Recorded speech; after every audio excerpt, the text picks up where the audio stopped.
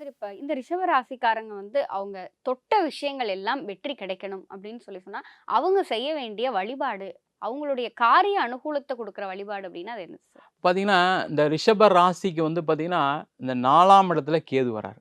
10ஆம் இடத்துல ராகு. இந்த 4ஆம் இடத்துல இருக்கக்கூடிய கேது அப்படின்னு சொல்லக்கூடியது விநாயக பெருமான் அப்படின்னு சொல்லுவோம்.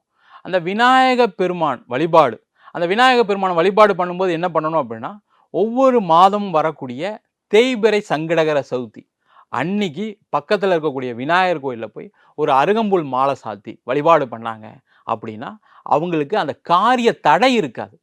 பார்த்தீங்கன்னா, நெறைய பேருக்கு என்ன பிரச்சனை, எல்லாருமே முயற்சி பண்றோம். முயற்சி பண்றது கடைசியா சக்சஸ் ஆகுதா? அப்படின்னு கேட்டா, அந்த பெர்சன்டேஜ் ரொம்ப கம்மியா இருக்கு. அப்ப அந்த காரிய தடையை வெற்றி குடுக்கக்கூடிய அமைப்ப இந்த விநாயக பெருமான் கண்டிப்பா குடுப்பார்.